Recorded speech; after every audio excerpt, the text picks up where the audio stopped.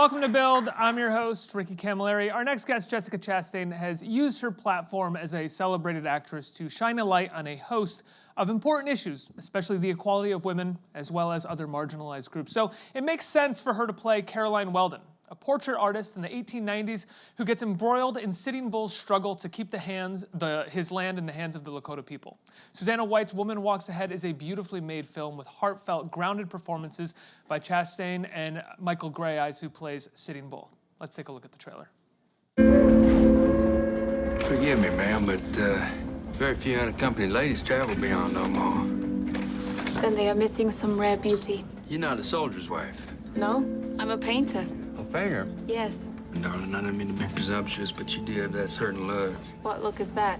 Look at someone filled with good intentions. Western Missouri can be lethal.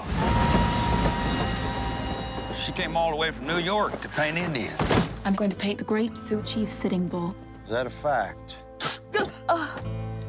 I have traveled many miles from the east, across many rivers and hills, for the honor of speaking with you. You got a train from New York, right?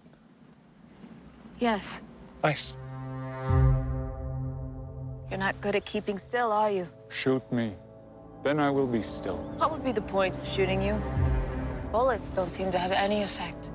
This was my vision. White soldiers falling from the sky. Custer with his army.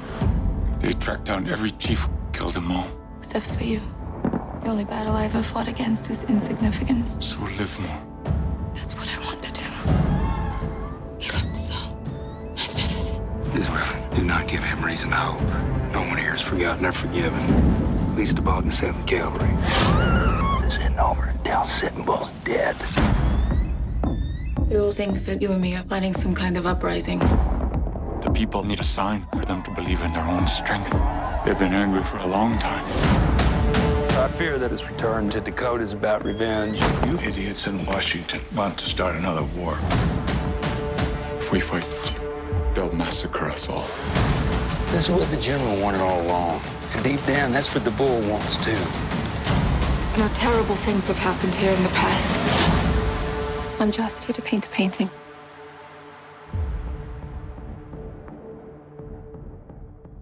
Please welcome director Susanna White, Michael Greyeyes, and Jessica Chastain. Hey. Thank you so much for being here, and thank you for making this beautiful film and a story that's been told over and over again, but not like this, and it was important that it was told like this. Excuse me for losing all of my words for a second there. Susanna, let me ask you, what do you think, or what interested you in telling the story of Sitting Bull through the perspective of a woman who's watching all of this, but also as a female director? Because there is something that we're seeing in terms of this landscape and this story that feels almost like a radical shift in how we've always viewed it through these two different lenses. Right. Well, I grew up loving Westerns, whether they were John Ford movies or Sergio Leone. I lived in South London in a little house with the grey skies of England, and I'd escaped to Monument Valley. It seemed epic and amazing, and it was one of the things that drew me into movie making. And yet, as I got older, I became aware of this sense of disconnect, that Westerns, although I loved them, were such a man's world, such a world of violence that seemingly had no consequences. And women, if they were in them, were there just to be rescued. And so when I came across this script, I fell in love with it because it was a Western from a totally different perspective, from the perspective of two people who normally don't have a voice in the Western. First of all, Catherine Weldon, who set out from Brooklyn to the Dakotas. And secondly, had the voice of Sitting Bull. And these two people who traditionally don't have a voice get to have a voice in the movie. Jessica, one of the things that I really like about your character in this film is that while she has agency, she is, and we were talking about this before, she is kind of the witness to this. She is in no way sort of taking over for the Lakota and, making backroom deals or giving a big speech and trying to change the world. She's kind of a witness to this. As someone, for lack of a better word, as a big star, how were you still attracted to that role? I think so often it's kind of like, no, you need to have your moment. You need to have your big moment in a movie. I was attracted to this role because it was exactly what you described.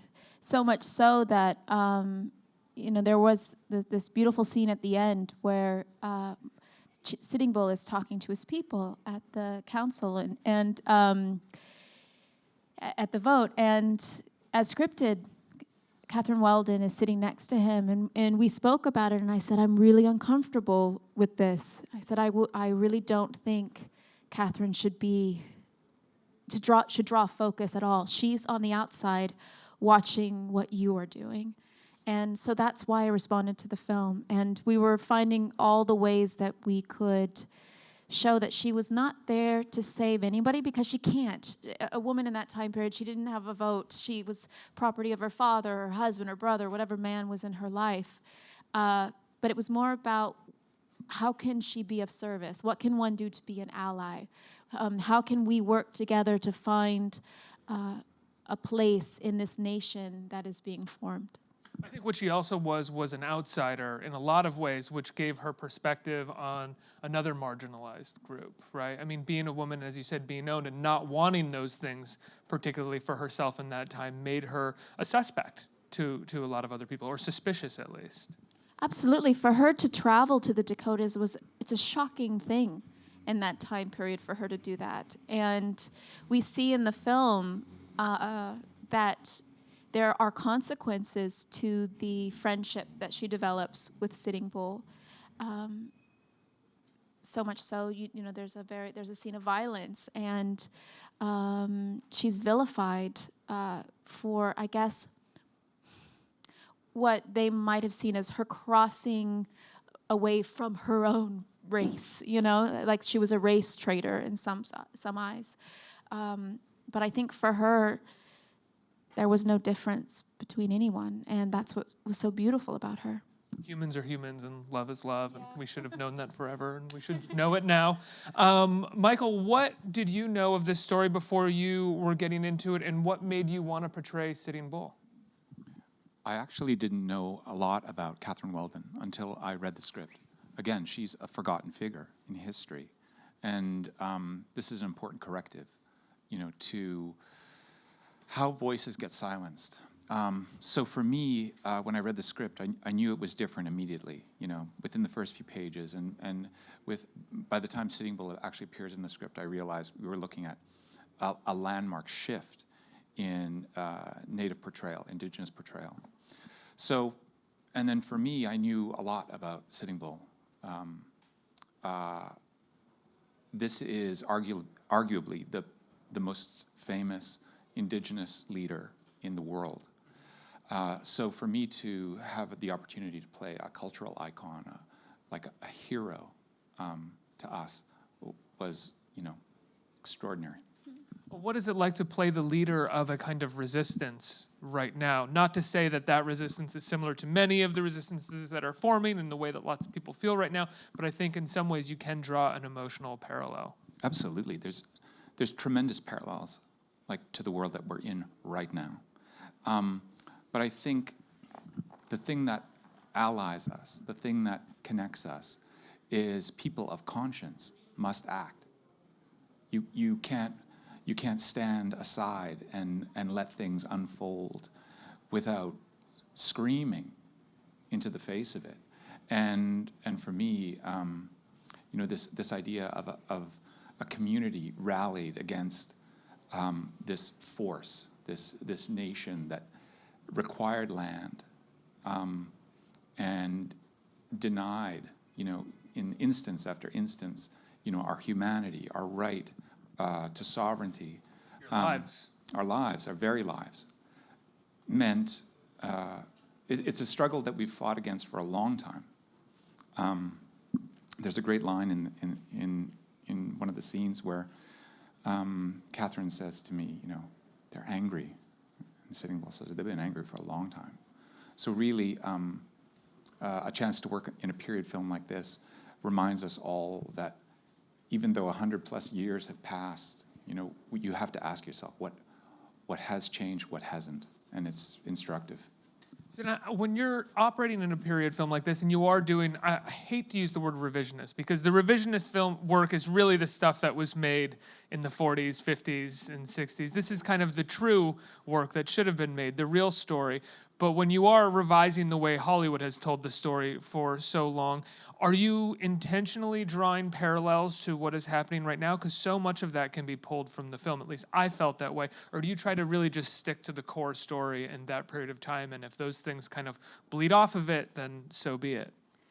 I tried to ground it as truthfully as I could. So I discovered Catherine Weldon as this extraordinary, brave woman, and tried to depict her as, well, our version of her, because really very little was known, was it? There were just a handful of letters from her and a couple of newspaper articles. But I think the big thing was Sitting Bull, because I went out to the Dakotas and talked to the Lakota people, and the first thing anybody said to me when I asked about Sitting Bull was what a great spiritual leader he was. And so in casting it, I wanted to reflect the complexity of him. I mean, he's seen in that community by like an equivalent of a Mandela or something like that. I mean, his sayings are extraordinary. Like, one of them is, "The greatest strength is in gentleness." And so in casting Michael, I wanted someone who could bring those qualities of gentleness, of spirituality, of strength, of intelligence, of humor, which is a big part of the Lakota culture, and really ground it in someone sophisticated and nuanced. And hopefully, by extension, if we've done that job right, it will resonate for people now, because those stories remain true and resonant.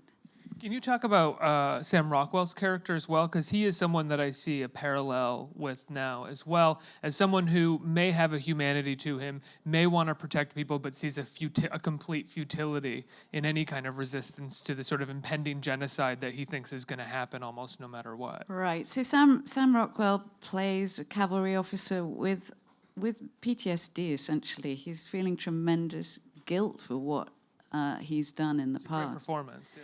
Thank you. And there's a wonderful scene where Michael confronts him entirely in Lakota, in the native language. Sam had to learn Lakota for the part.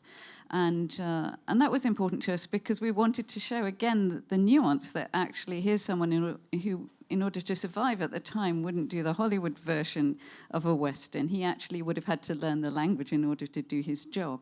And Sitting Bull confronts him with how he remembers him during a massacre when he killed women and children, and says, "I haven't forgotten you." And it's to me, it's one of the most powerful scenes in the movie.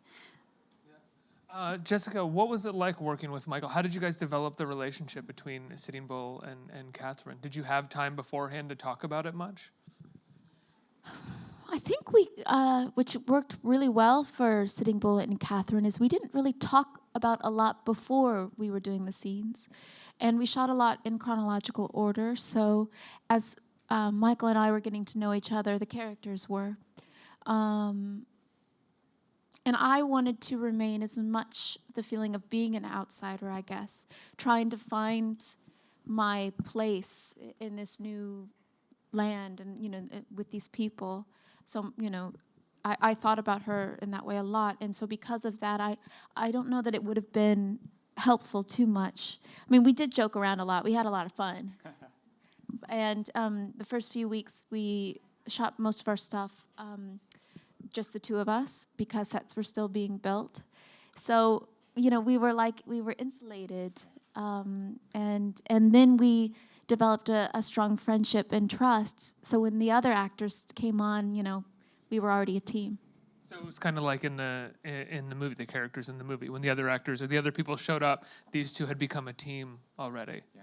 Was it like that for you as well, Michael? Absolutely. That was actually quite a beautiful way to be introduced, to a fellow actor, and almost immediately I knew, I admired Jessica's body of work. And what struck me immediately is how she was willing to listen, to really open herself up to the experience. I think this was your first Western. Yeah, it was, pardon me. So, in a way, it was new, for the person. This was a new character in a new land. And for us, just to have that time to work together, just the two of us in the makeup trailer each day, all these scenes, and her generosity, as a performer, as an artist, allowed that trust to build slowly between these two, because Sitting Bull was extraordinarily distrustful of people outside his community. I think he had very few white friends, like Buffalo Bill he respected, Annie Oakley, and Catherine became a confidant, against a mountain of reasons why he shouldn't. And I think that's an important message, actually, today. Catherine takes a fair amount of abuse, both physically and verbally, from a fair amount of the white men in the town and some of the generals. And I'm wondering, as a woman who's incredibly vocal online via your Twitter account, and then also in the activism that you do, if you kind of relate to that. I can't relate to it personally in terms of physical violence. Yes, excuse me. Yeah. But I mean, there was just a poll released about the most dangerous countries in the world for women, and United States was number 10. And we're number 1 in terms of the Western countries as the most dangerous country for women to live in.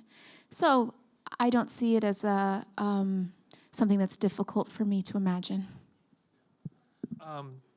Susanna, shooting something with minimal sets, and out on the landscape, I imagine it allows you to work with your actors chronologically a bit more.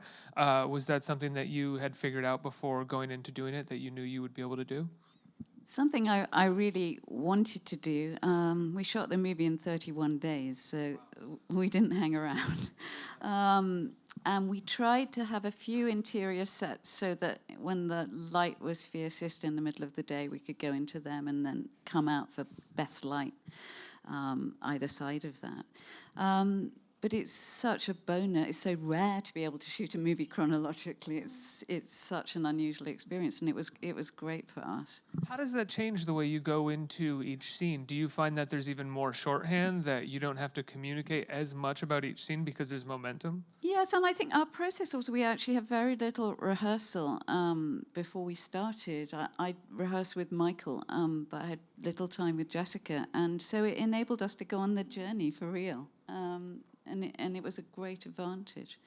I mean, it was tough sometimes shooting there. We'd have to, because we had such a short schedule, we had very little margin for error, so sometimes there'd be thunderstorms and we'd have to go inside for a couple of hours, and I'm looking at the clocks thinking, oh God, we've got nowhere to go if we don't get these scenes today. There's nowhere to run and hide. But somehow we always managed to get there. And so, actually, sometimes that was to our advantage, like the beautiful scene where Sitting Bull tells Catherine that this is the winter he's going to pass over into spirit world.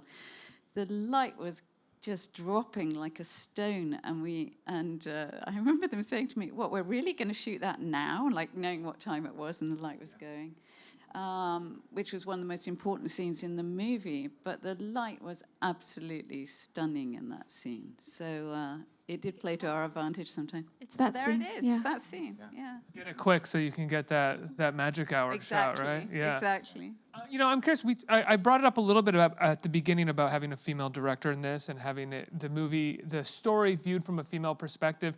And so often the Western is missing the quote unquote female gaze. It's always the male gaze. But at the same time, within this, you don't want to otherize Sitting Bull, and you don't want to otherize the Lakota by having, especially since, as you guys were telling me before, she was referred to often hatefully and as the squaw, right? Sitting Bull's white squaw. White squaw, right? So you don't want to have, in many ways, scenes where she's ogling him or something, but he is still, in many ways, an other to her, and there is an exotic element to it that I think the movie approaches but doesn't exploit. Can you talk about walking that fine line, both as performers and as a director? Yeah. One thing I should say about the female gaze on this film is just before we move on, is the treatment of violence, I think, because Westerns are so often extremely violent as a genre. And there's probably 3 moments of violence in the film, one of which is Catherine being spat at, another one is Catherine being stoned, and then there's what happens to Sitting Bull at the end of the movie. And so it was very important to me, making it, that we should think about the consequences of violence, because normally it's a genre that really, violence just passes you by without anybody thinking about it. So that, I think that was an important aspect of a woman directing the film. The original genre of throw in as many extras as possible and watch them all kind of get mowed down in the background. Exactly.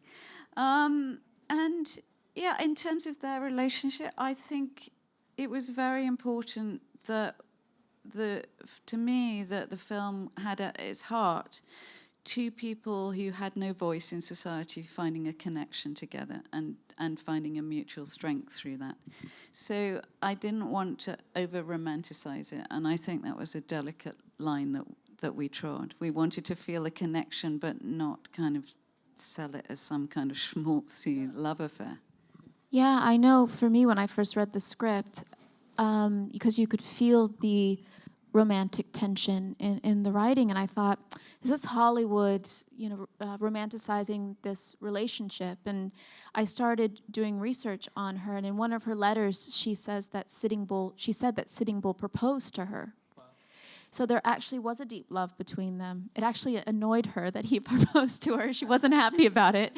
Really? What did she? It's very modern of her. What did she? Can I ask what she said? Do you remember in the? I think I think she says, he's a dear confidant. He's, and she was trying to tell other people there's nothing romantic between us, but I think there was, And so for us, it was a fine line. It's not something I wanted to ignore, that there was deep love between them, but also it's not something I wanted to exploit, to use to tantalize, or and also because there's nothing written that there really was a romance except for the proposal.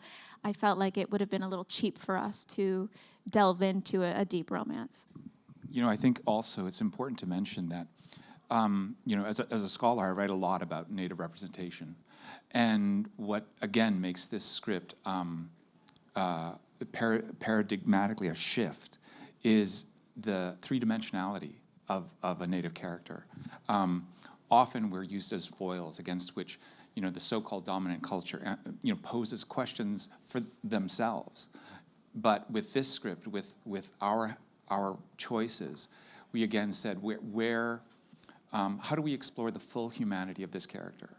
And when we speak about his regret, when we speak about his fury, his anger, and also this notion of his deep trust and love for this person, that is actually, a real statement about how we don't usually see Native characters in any sort of a romantic light whatsoever. That's it's taboo in a way, because we're usually, the other. We're usually violent. We are broken. Or even as you just said, the dominant culture uses them to pose question about themselves, even when it's a sort of attempt to be sensitive about what happens to Native culture. It's the idea of Kevin Costner is the main character, and this is about how I change things or how things affected my character in the white culture. Right, and so we were conscious of that. We were conscious of the intersectionalism in the film and our own voices and political beliefs. So actually that portrayal is expansive, and that itself is political. Absolutely. And no offense to Kevin Costner in Dances with the Wolves. Although Goodfellas should have won Best Picture that year. Anyway. Clap for that. They said so much more smart stuff. Let's get a question from the audience. Who has right here? Hi. So I just want to start off by saying that this is definitely a very emotionally gripping, extraordinary film. And you each play a significant role in bringing the film to life and putting everything together from different points of view, and with Susanna directing it as well. So I was wondering if you encountered any struggles or your largest struggle that you found in making the film what it actually turned out to be today. My largest struggle was probably dealing with the elements, and I think in the short amount of time that we had to shoot. But I really embraced it. When I first got there, I was realizing, oh, it's super bright in this landscape, and I have very light eyes, so I was just like, I couldn't keep them open for a lot of our scenes outside, and finally I just got to the point of like, Catherine squints, you know?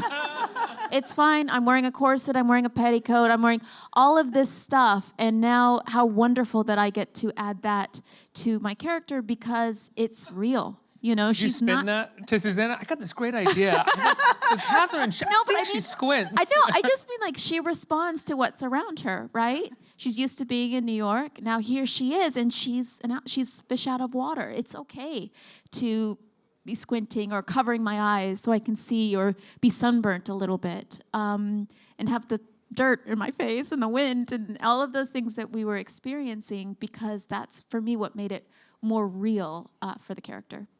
Absolutely. There were days where our sets nearly blew away, and we had to stop filming because like it was dangerous. So it was real. We were immersed. For me, the greatest challenge, and also one of the role's gifts, was the opportunity to speak Lakota in the film as the character. And I'm Nehiyaw, I'm Plains Cree, so I'm also an outsider to Lakota culture. You know, we're Plains people, but again, the differences between our communities are tremendous. So I also had an obligation, you know, as a performer, as an Indigenous person, to say, how deeply can I mine, you know, how deeply can I research in order to bring something important and new to, you know, portrayal. So I was obsessive about the language. You know, I was working with Ben Blackbear, who was the language consultant, weeks before I got to the set, and I was on the set, and I remember I said to you on day one, I said, I may not look nervous, but October 21st is when I do the speech, and I'm terrified, you know, because that speech is pivotal. If we don't believe him, you know, there's, you know, a lot of the film rests on that pivot. So I worked obsessively, Sam worked obsessively, we had tremendous support. So that was my greatest challenge, to make sure that I did justice to the language. I guess my biggest challenge was making it for the budget. It took 14 years to get this movie made. It was originally written for Ed Zwick to direct 14 years ago. And there was a challenge at that time of financing a movie on a female lead and a Native American. And luckily the world has moved on, and we had a young woman, 24-year-old financier, Erica Oldie, who put up the budget for us.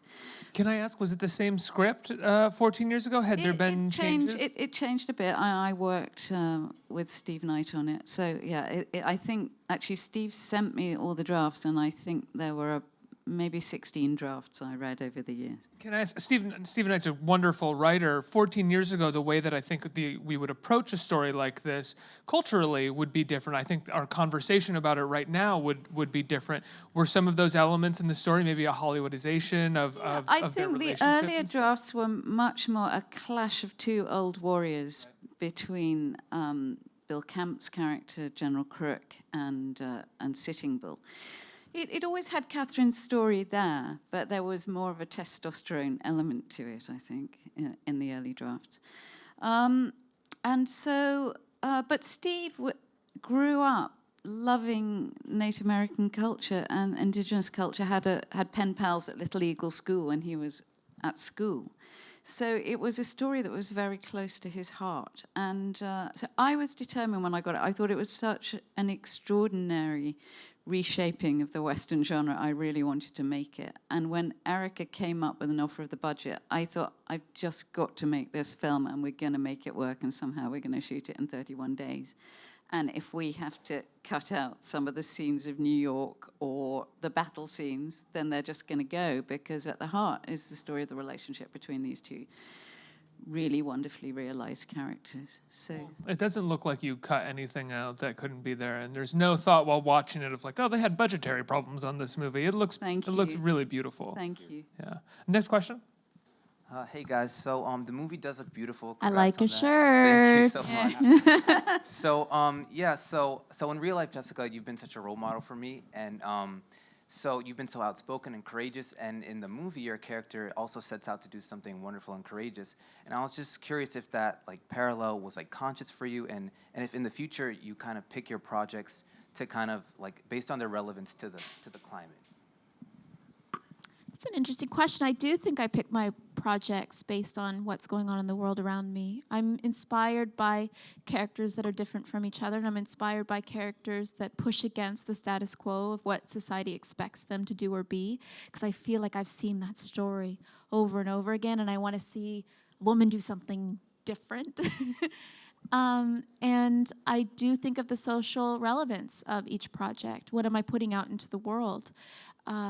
It doesn't matter what the film necessarily is about. If I'm playing one woman's story, how is everyone going to feel like it's their story too? You know, I spent so much time going to the movie theaters growing up and feeling like I was going into these other worlds, and how wonderful to be able to play a character like Catherine Weldon and to have a group of people go in there and feel that empathy and that question of how does one become an ally? You know, not Catherine Weldon, you know, she wasn't a savior. She couldn't save anyone. But how could she be of service? How could he be of service to her? How could these two people that really didn't have agency over their lives find a place in this nation? And that's what I really responded to with her. Can I add something? I think it's also quite important to recognize, you know, the way our industry works. And when someone as accomplished as Jessica, you know, says, I'm interested in a project, that's a trigger. That's a trigger for increased funding or, you know, even the opportunity to make a film. So when Jessica, the person, the ally, makes these kinds of choices, it's palpable. You know, I believe you're, you know, the preeminent actress of your generation.